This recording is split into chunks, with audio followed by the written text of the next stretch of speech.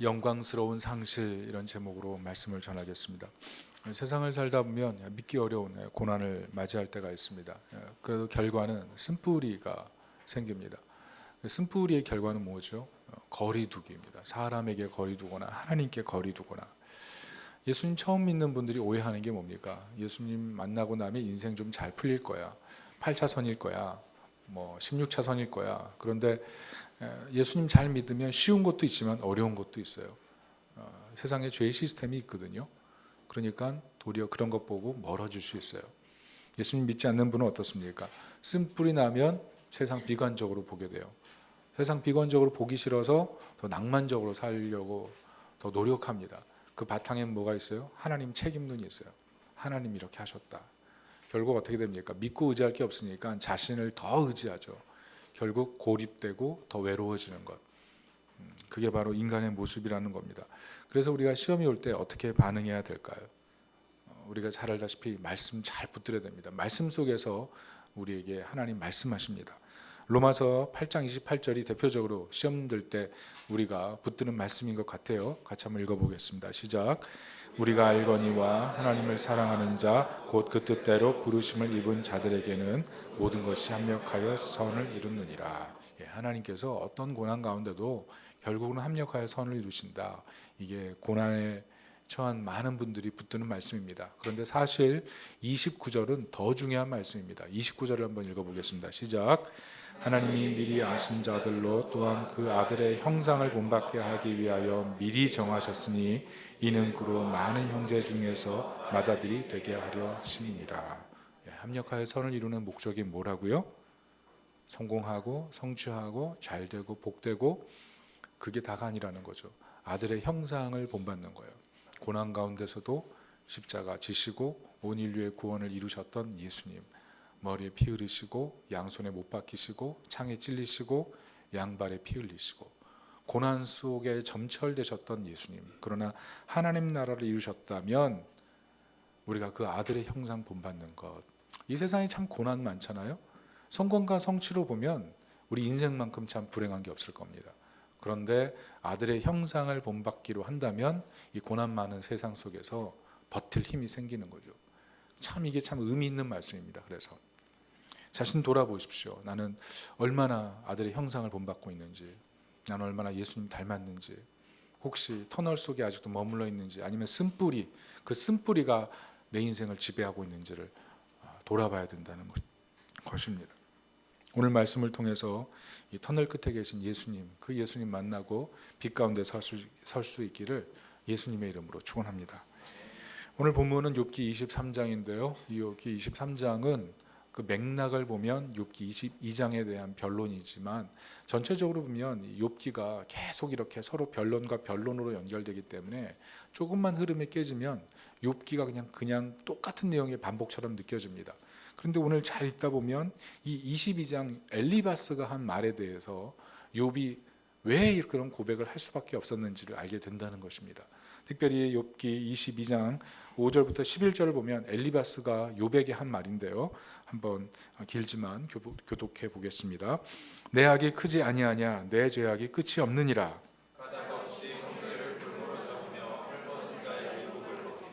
목마른 자에게 물을 마시게 하지 아니하며 줄인 자에게 음식을 주지 아니하였구나. 너는 과부를 빈손으로 돌려보내며 고아의 팔을 꺾는구나.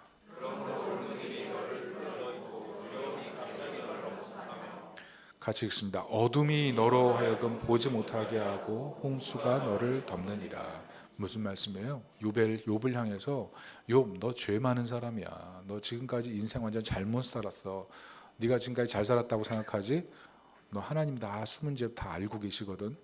그러면서 욥을 막 공박하는 거예요. 특별히 욥이 그렇게 살지 않았는데도 불구하고 욥이 그런 사람처럼 매도하고 있는 거죠. 굉장히 억울하겠죠. 특별히 22절은 뭐라 그럽니까? 청하건대 너는 하나님의 입에서 교훈을 받고 하나님의 말씀을 내 마음에 두라. 말씀 붙들어. 고난인데 말씀 붙들어. 너 의롭지 않잖아. 말씀 붙들고 회개해. 이게 지금 엘리바스의 얘기였다는 거죠. 이 말을 들은 사람이 욥이었어요. 근데 욥이 어떤 사람입니까?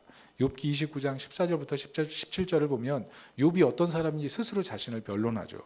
14절부터 17절인데요. 교독해 보겠습니다.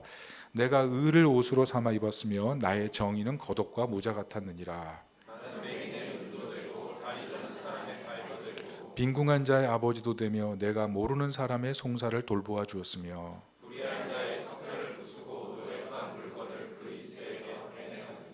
네, 얼마나 욥이 의로운 사람이에요. 정말 억울할 만하죠. 욥은 지금까지 의롭게 살았거든요. 그냥 어느 순간 의롭지 않은 사람이라고 계속 공박을 하니까 견딜 수가 없는 거예요. 그래서 오늘 욥기 23장이 욥의 신음입니다. 욥의 신음. 죽겠다, 못 살겠다, 너무 힘들다, 버티기가 어렵다. 이게 오늘 욥의 마음이라는 것입니다. 오늘 이 욥기 23장을 보면서 특별히 고난 가운데 있는 분들이 많이 위로받고 소망을 찾았으면 좋겠는데요. 발견하는 것이 세 가지입니다. 첫째는 하나님은 철저하게 훈련하시는 하나님이라는 것입니다. 오늘 욥이 의인이에요. 그런데 욥이 어떤 모습으로 있습니까? 엘리바스의 말을 듣고 욥이 지금 어떤 모습을 보이고 있어요? 열받아 있어요. 특별히 2절 보면 어떻게 써 있냐면 내 마음에 반항하는 마음과 근심하는 마음이 있다 그래요. 욥의 얘기를 들으니까 가만히 있고 싶지 않은 거예요. 너 그렇게 잘났어? 너 그렇게 의롭다고 생각해? 내가 더 의롭거든? 막 약이 바짝바짝 오르는 거예요. 너 도대체 뭘 잘했다 그래? 난 사실 굉장히 의로운 사람이야. 너 지금 잘못 알고 있는 거야. 이렇게 바득바득 자기 무죄를 변호하길 원하는 거예요. 그래서 3절 4절 뭐라 그럽니까? 내가 어찌하면 하나님을 발견하고 그의 처소에 나아가랴. 어찌하면 그 앞에서 내가 호소하며 변론할 말을 내 입에 채우고. 하나님 내 말 좀 들어주세요. 내 말 좀 들어주세요. 나 좀 봐주세요. 나 지금까지 잘 살았다고 생각하는데 쟤네들이 자꾸 나를 공박합니다. 너무 답답하니까 입에다가 그냥 변론하는 말을 가득가득 채워서 하나님 만나면 내가 다 얘기해야지, 이런 마음. 얼마나 답답하면 그렇겠습니까? 그런데 잘 들여다보면 여기서 욥의 문제를 발견해요. 그게 6절 7절이에요. 같이 한번 읽어볼게요. 시작. 그가 큰 권능을 가지시고 나와 더불어 다투시겠느냐? 아니로다. 도리어 내 말을 들으시리로다. 거기서는 정직한 자가 그와 변론할 수 있음즉 내가 심판자에게서 영원히 벗어나리라. 여러분 여기서 정직한 자가 누구예요? 욥이 말하는 정직한 자가 누구예요? 자신이에요. 자기 자신. 그런데 이 정직한 자가 히브리어로 야샬인데 야샬의 뜻이 뭐냐면 한쪽으로 치우치지 않는 그런 올바른 사람. 내가 그런 올바른 사람이라는 거예요. 내가 그런 올바른 사람이기 때문에 내가 변론하면 하나님 반드시 들어주실 것이다. 이런 마음이에요. 난 윤리적으로 도덕적으로 결박한 사람이기 때문에 내가 이렇게 산 내 모습을 봐서라도 하나님이 내 말은 듣고도 남음이 있다. 이게 바로 욥의 마음이었다는 겁니다.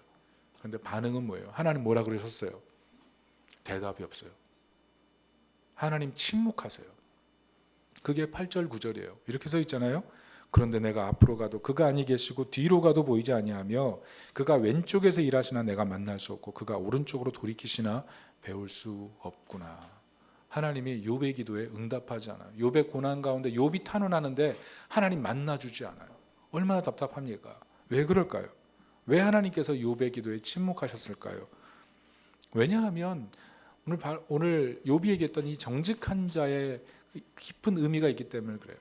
여러분 정직한 자는 히브리어 야샤르라 그랬는데 이것이 그 한 가지 뜻만 있는 게 아니라 두 가지, 세 가지 뜻이 또 있어요. 두 번째 뜻이 무엇이냐 하면 천사만큼 옳은 사람이에요. 세 번째는 하나님 앞에 옳은 사람이에요. 자, 지금 오늘 욥은 어때요? 욥이 정말 의롭다고 해도 하나님만큼 의로워요? 아니, 천사만큼 의로워요? 전혀 그런 사람은 아니거든요.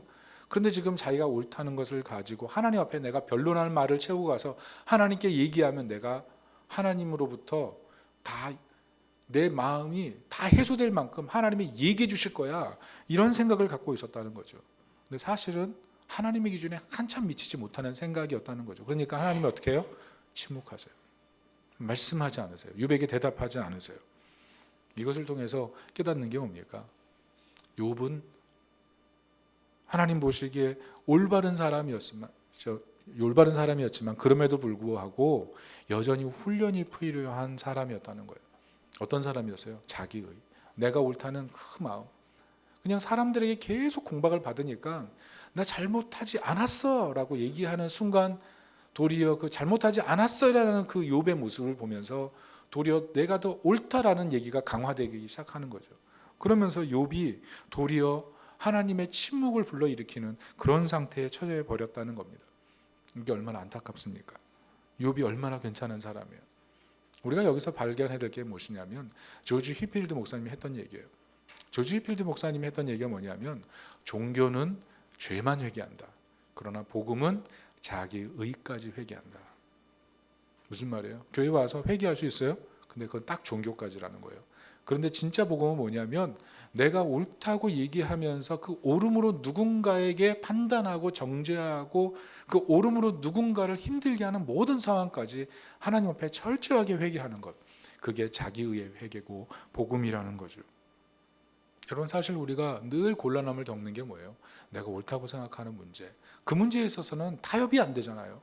그 타협이 안 되는 그 부분에까지 하나님은 주님, 내가 이것을 잘 알지 못하면서 이렇게 했습니다라고 고백할 수 있는 그런 마음, 그게 복음의 마음이라는 거예요. 복음을 깨닫는 사람은 그런 외면화의 작업이 나타난다는 겁니다.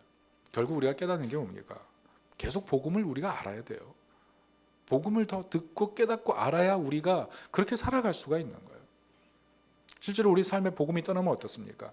하나님과 동행하는 감격 사라져요. 구원의 감격 사라져요. 내가 죄인인 거 잊어버려요. 그래서 내가 용서받은 죄인이라는 사실을 까먹는 순간 나도 모르게 고아가 돼버리잖아요. 하나님의 사랑받는 자녀로 살아가는 게 아니라 그냥 세상 속에 자기가 가득한 그런 사람으로 존재하게 되는 것, 그게 무서운 거죠. 우리가 특별히 이번에 제자훈련 하는 이유가 뭡니까? 두 가지 하죠. 복음 중심의 삶, 그리고 팀 켈러의 책 집사를 말하다, 그걸 통해서 집사 교육하려고 그래요. 왜 그렇습니까? 복음 중심으로 다시 바라보자는 거예요. 한국 교회가 왜 문제가 됐습니까? 결국 네 탓이야, 그거 아니에요. 네 탓이야, 다 네 탓이야.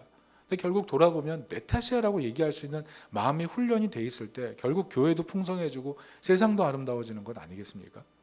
훈련받자고 하면 저 사람은 좀 훈련받아야 되겠는데 라고 생각하잖아요. 그런데 사실 그 생각을 하는 그 사람이 문제 아니겠어요? 내가 훈련받아야죠. 내가 바뀌어야 다른 사람도 바뀌는 건 아니겠습니까? 우리는 항상 저 사람이 바뀌어야 돼, 저 사람만 바뀌면 다 해결되라고 생각하는데 사실 그렇지 않아요. 훈련은 누가 받아야 되냐면 도리어 누군가의 문제를 바라보고 있는 내가 훈련받는 것, 그게 진짜 훈련이죠. 왜? 안 바뀌었다는 거예요. 안 바뀌었다는 거. 우리가 이제 집사님, 권사님, 또 더 직분자를 더 세워야 됩니다. 그런 지금 시간이 다가오고 있어요. 여러분, 그 직분자들 해야 될 일이 뭡니까? 주일 성수 기본이고요. 11조 생활이라든지 공예배 참석, 그리고 영성 훈련, 이런 거 잘 지켜야죠. 왜? 그리스도의 몸이니까. 잘 훈련받은 사람을 세워야죠. 근데 훈련받지 않고 그냥 세워지면 되겠습니까? 목사님, 훈련받은 사람이 문제입니다, 그렇게 말할 수 있죠.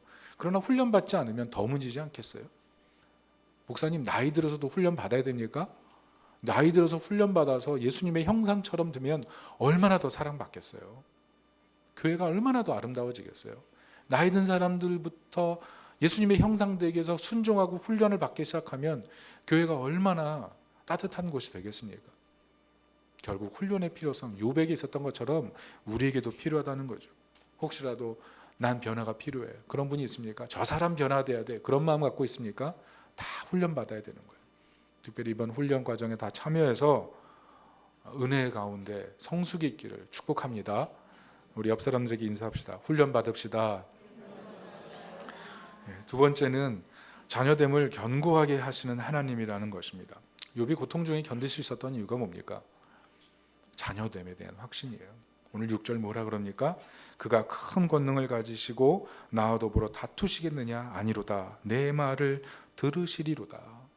욥이 연약하죠. 지금 고난 중에 있으니까 막 속에 복받쳐 오르는 게 얼마나 많겠어요. 헌신하고 충성하고 하나님의 사랑받는 자라고 생각했는데 어느 순간 고난이 다가오니까 그걸 어떻게 버겨내겠어요. 그런데 그런 고난 속에서도 여전히 하나님 나를 들으실 거야, 이런 믿음이 있었다는 거죠. 이 자녀됨의 마음이 있었다는 겁니다. 그리고 10절은 뭐라 그럽니까? 같이 읽어볼게요. 10절 시작. 나를 단련하시면은 내가 숨군같이 되어 나오리도다. 하나님 나를 고생시키려고 하는 게 하는 게 아니고 재련하셔서 정금같이 만드시려고 나에게 허락하신 거야. 이게 바로 욥의 마음, 자녀의 마음, 아버지를 오해하지 않는 자녀의 마음이었다는 것이죠. 그런데 욥기를 잘 읽어보면 욥이 점점 어떻게 돼요? 고난의 장사가 없어요. 점점 욥의 마음이 바뀌고 있는 걸 볼 수가 있어요. 오늘 그것이 12절입니다. 12절 뭐라고 써 있어요? 내가 그의 입술의 명령을 어기지 아니하고 정한 음식보다 그의 입의 말씀을 귀히 여겼도다. 이게 무슨 뜻 같아요? 행간을 봐야 돼요. 행간. 하나님, 내가 말씀 귀히 여겼어요. 하나님 말씀 다 순종했어요. 내가 음식보다 말씀 읽는 걸 우선순위에 두고 살았어요. 아마 자녀들 교육할 때 성경 말씀 안 읽고 그럼 밥도 안 줬는지도 몰라요. 욥도. 그런데 욥이 이런 마음으로 살았는데 다가온 게 고난이니까 너무 마음이 서러운 거예요. 하나님, 내가 이렇게 충성했는데 내가 버린 자식입니까? 나한테 어떻게 이럴 수 있습니까? 이런 마음, 서러운 마음이 드는 거죠. 근데 우리가 깨달아야 될 것이, 그럼에도 불구하고 욥을 향한 하나님의 마음은 변화없었잖아요. 사랑받는 자녀, 그 자리가 변화없다는 거예요. 고난이 있던 고난이 없던, 내 인생에 소나기가 오든 소나기가 오지 않던, 광야에 있던 광야에 있지 않던, 우리는 여전히 사랑받는 자녀라는 사실, 거기에 믿음의 동아줄을 내리고 인생을 경영해야 된다는 것입니다. 특별히 히브리서 12장 5절 6절은 우리에게 아주 귀한 말씀을 주는데요. 우리 다 같이 한번 합독하겠습니다. 시작.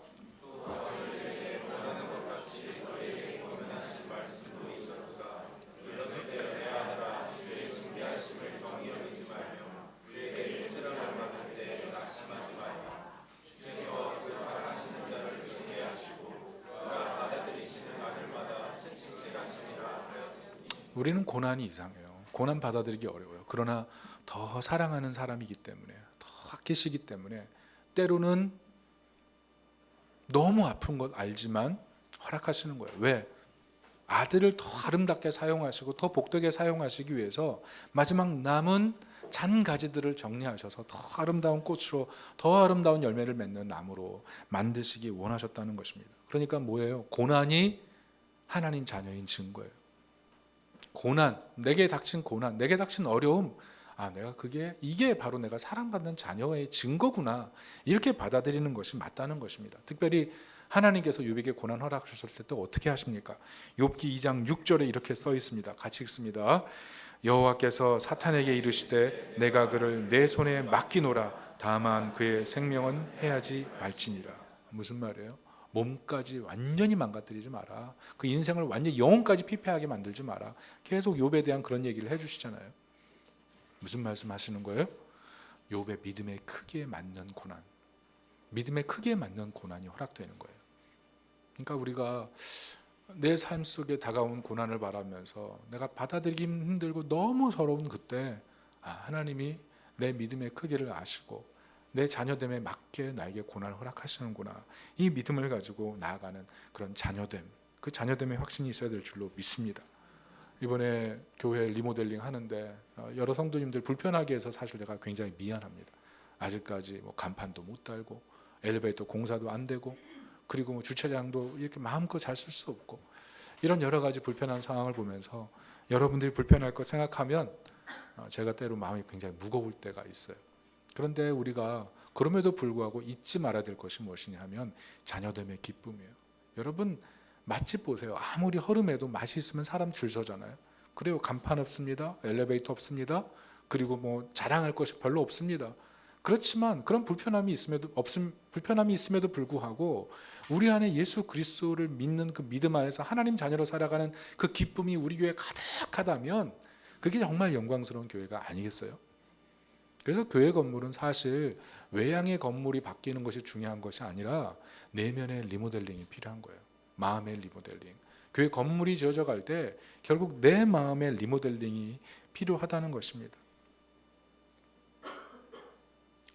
여러분 아시다시피 지금 교회 공사하면서 어떤 분은 그런 생각 하실 거예요. 왜 저긴 안 됐지? 왜 저긴 부족하지? 왜 더 하면 안 될까? 여러 생각하시는 분들 많을 거예요. 근데 공사 끝나고 나면 어떨 것 같아요? 더 그럴 거예요.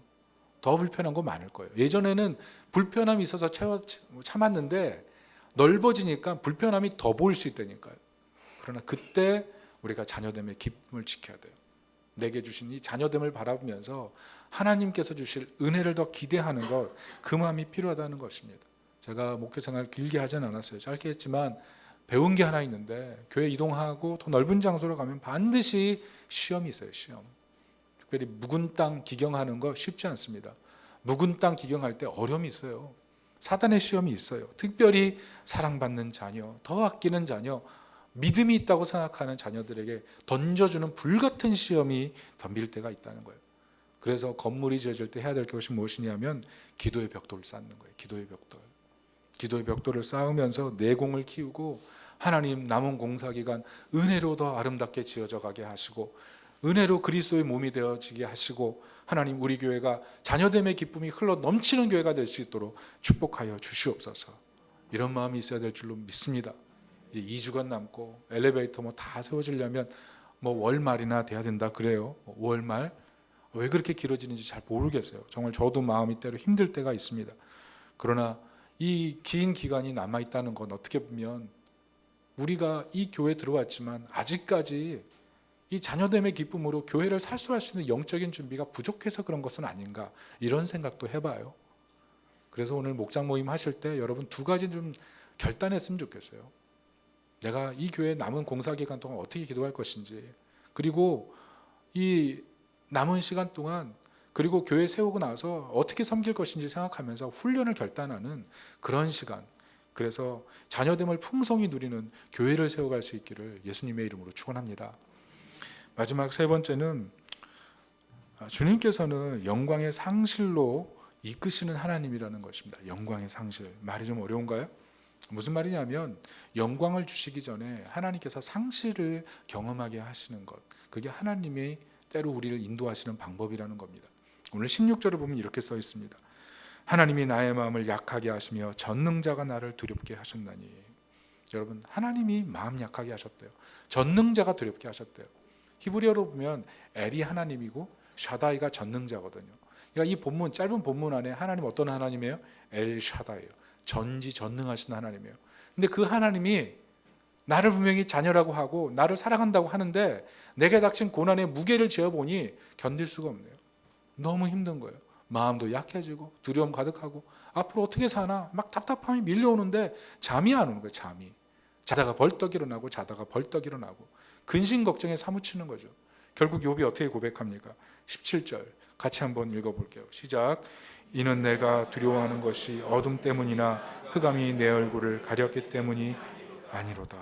무슨 말입니까? 이게 한글로 읽어보면 무슨 말인지 잘 이해가 안 돼요. 그래서 제가 주석을 좀 찾아봤어요. 주석을 찾아보니까 뜻이 어떤 것이냐면 욥이 고통으로 지금 죽을 것 같습니다 하나님, 이렇게 고백하는 거예요. 그런데 죽음은 아직도 찾아오지 않았군요, 이런 고백이에요. 짧게 줄이면 뭐예요? 하나님, 나 죽고 싶어요. 나 죽을 만큼 힘들어요. 죽음이 두려운 문제인데 죽음이 확 와버렸으면 좋겠는데 죽음은 찾아오지 않네요. 그러니까 얼마나 고통스럽겠어요. 그게 욥의 마음이에요. 확 죽어버렸으면 좋겠다. 근데 왜 죽음이 안 오지? 이렇게 아픈데 왜 안 죽지? 얼마나 힘들면 이런 고백을 욥이 했겠습니까? 그런데 우리가 욥기를 읽으면서 우리가 절망하지 않는 이유가 뭡니까? 욥의 그 고통 가운데, 시련 가운데, 절망 가운데 욥이 하나님 나 돌아보지 않는 것 같아요 라는 그런 답답한 마음이 있을 때 결국 하나님께서 나타나셔서 욥을 붙드시고 욥에게 그 인생의 고난에 대한 문제를 다 질문하시면서 욥을 하여금 일어설 수 있도록 이끌어내시지 않으십니까? 우리가 발견해야 돼요. 하나님 찾아오시는 하나님, 만나주시기 원하시는 하나님. 여러분 인생을 살면서 참 불쌍한 경험을 많이 해요. 돈이 없는 것, 불쌍해, 정말 마음 힘듭니다. 그리고 가난한 것, 돈 없는 것, 몸이 아픈 것, 그리고 너무 치명적인 죄를 저질러서 마음에 수치심이 있는 것, 그게 참 인생을 불쌍하게 만들어요. 근데 정말 불쌍한 것은 무엇이냐면 교회 다니지만 하나님 찾아오심을 믿지 않은 상태예요. 하나님 나를 잊어버리셨다고 생각하는 그 상태로 그냥 신앙생활을 하는 것. 그런데 정말 하나님께서 내 인생에 찾아오신다는 그런 믿음을 분명히 갖고 있는 사람은 어떤 어려움 속에서도 버틸 수 있어요. 버틸 수 있어요. 그래서 우리가 고난을 용납해야 되는 거예요. 영광 전에 하나님 고난을 허락하신다. 장차 찾아오실 하나님, 그 하나님 바라보면서 내 마음 다 이해하시고 나에게 다 속 시원히 말해주실 그 하나님이 내 곁에 계시다. 장차 일하실 것이다. 장차 만나주실 것이다. 그런 소망이 필요하다는 겁니다. 여러분 우리가 코스 요리 먹을 때 어때요? 에피타이저 나오고 그리고 그 다음에 정찬 나오는 거 아니에요. 식당 가가지고 맛있는 음식 시켰는데 반찬 맛있다고 다 반찬 비워놓고 그 다음에 떡 요리만 나오면 아이고 못 먹겠다 잃어버리면 안 되잖아요. 영광전의 상실. 그게 우리 인생에 딱 들여져 있는 얘기예요. 어떤 목사님이 저한테 그런 얘기를 하시더라고요. 자녀가 청소년 시기 때 키우는 게 쉽지 않았다. 그런데 믿음으로 잘 키웠다는 거예요. 그런데 어느 날 자신의 부교육자 얘기인데, 부교육자 때 자신이 맏형이었을 때 그날따라 아이가 정확하게 이렇게 얘기했어요. 개겼다. 개겼다. 너무 덤비다라는 거예요. 교회 와가지고 정말 복장을 뒤집는 거예요. 그것도 막 자신의 후배들 앞에서. 목사님 단단하게 화가 났어요. 그래서 아이를 교회 저 구석에 데려가서 어떻게 한 줄 아세요? 발을 걸어서 잡아뜨려 버렸대요. 그리고 여러 가지 소리를 했겠죠. 여기 지금 굉장히 동감이 되시는 분들이 있는 것 같아요. 근데 사실 이렇게 하면 굉장히 좀 심하잖아요. 목사님이 딱 이렇게 하고 나서 스스로 충격받으신 거예요. 아니 내가 내 자녀에게 이렇게, 내가 예수 믿는데 이렇게, 내가 목사인데 이렇게, 너무 아이한테 미안한 거예요.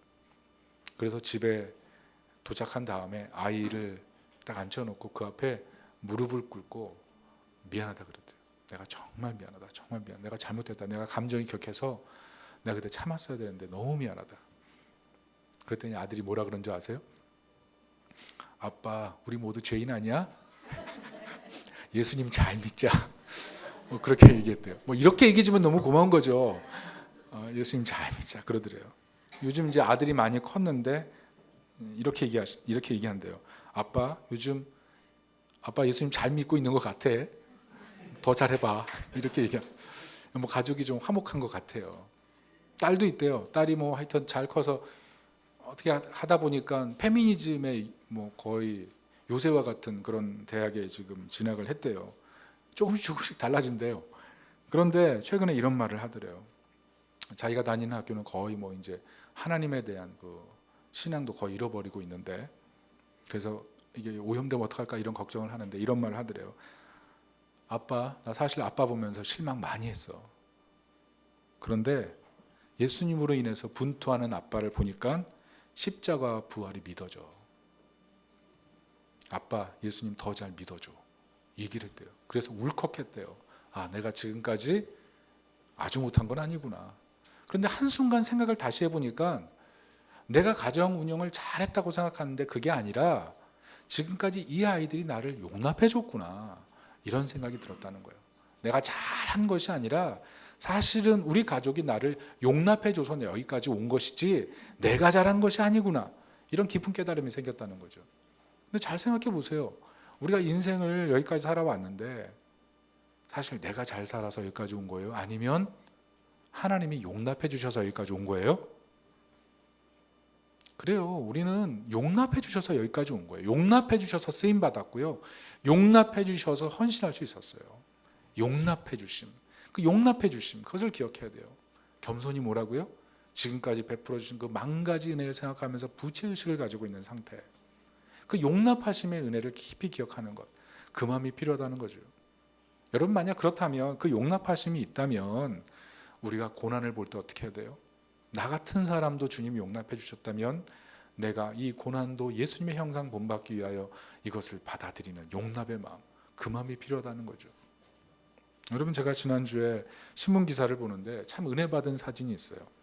좀 여러분에게 좀 무서울지 몰라도 사자왕, 케냐의 사자왕, 이름이 루키토래요. 여러분, 사자왕이면 어때요?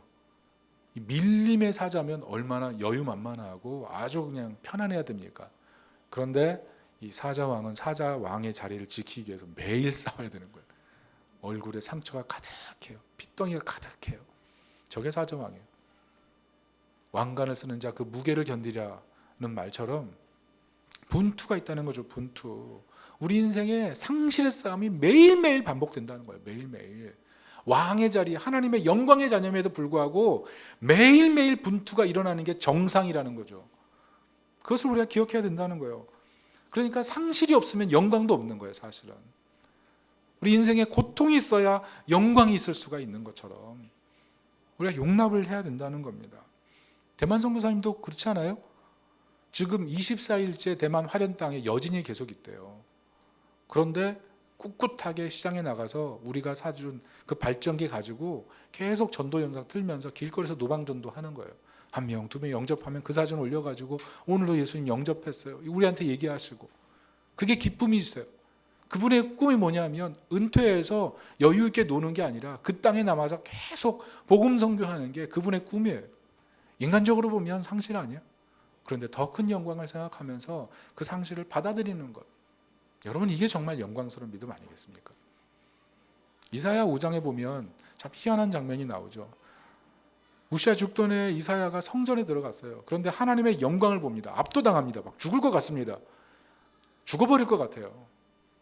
하나님의 임재 앞에서 자신의 죄가 완전히 다 폭로되는 것 같은 거죠. 난 도저히 하나님의 영광 앞에 설 자격이 없구나. 막 죽겠는 거죠. 그때 하나님의 자비가 뭐냐면 제단 숯불을 스랍을 통해 취하시고 그 숯불을 날아가게 하셔서 이사야의 입술을 태워버리시죠. 여러분, 불에 대봤어요? 불에 대봤어요? 전 불에 대봤어요.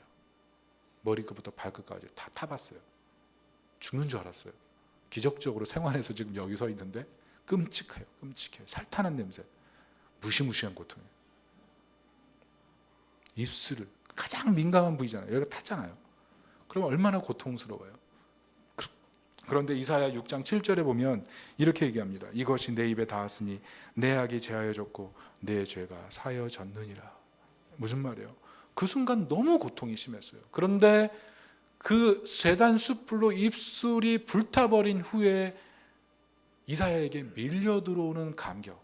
내 죄가 다 용납받고 하나님 날 받으셔서 영광스럽게 사용하신다는 그 영광스러운 환희는 비교할 수 없는 거라는 거죠. 그래서 신학자 싱클레어 포거스는 뭐라 그랬냐면 이 상황이 어떤 것이냐면 고통스러운 기쁨이다 그랬어요. 분명히 눈앞에는 고통이에요. 그런데 말로 할 수 없는 하나님의 은혜가 찾아올 것을 생각하니까 이 고통은 기쁨이에요. 고통스러운 기쁨. 우리가 눈앞에서 상실을 바라보면 어떻게 기뻐할 수 있어요? 그런데 다가올 영광을 생각하면 이것은 말로 할 수 없는 고통스러운 기쁨. 영광을 내다보는 기쁨. 영광을 내다보는 현재의 고통. 예배가 그런 거예요. 예배가 바쁜 시간 떼어가지고 상실 훈련하는 거예요. 여러분, 일어나기 싫은데 때로 일어나야 되잖아요. 모르는 찬양인데 막 불러야 되잖아요. 때로는 손 덜덜 떨면서 헌금해야 되잖아요. 죽을 것 같이 힘든데 예배 자리에 나와서 예배 때로 지키잖아요. 왜? 내 맘대로 안 하고 하나님 뜻대로 해보려는 거죠. 끝까지. 그런데 그 상실의 훈련을 계속하면서 하나님 앞에 예배드린 사람이 결국 하나님의 영광을 보지 않겠습니까? 상실 후에 영광이 오는 거예요. 오늘 욥의 고난이 그것을 가르칩니다. 욥은 이 고난 속에서 자기가 다 깨지고 새로운 체험으로 가득 채워지고 하나님 만나서 영광스럽게 하나님의 자녀됨의 기쁨을 누리잖아요. 여러분, 이게 욥기에서 보여주는 거예요. 하나님의 형상, 하나님이 원래 의도하셨던 하나님 자녀의 그 영광을 풍성히 누리는 것. 그게 욥기에 나온 정말 고난의 목표고 우리에게 하나님 원하시는 거예요. 그래서 세상 살면서 왜 고난입니까? 없어서 고난, 아파서 고난, 힘들어서 고난, 슬퍼서 고난, 관계 깨져서 고난, 다 고난이라고 얘기해요. 그런데 그 고난 속에서 정말 우리가 초점을 맞춰야 될 것은 없는 게 있어지고 잃어버린 게 채워지고 더 건강해지고 이런 것도 너무 중요한 체험이지만 정말 하나님께서 원하시는 목표, 하나님의 형상을 닮아가는 거예요. 여러분, 이것을 어떻게 알 수가 있어요? 예수님께서 친히 하나님의 형상이신 그분이 우리에게 찾아오셔서 우리가 하나님의 자녀이기 때문에 포기하지 않고 자신의 생명까지 바치셔서 하나님의 나라로 이끌어 들이시잖아요.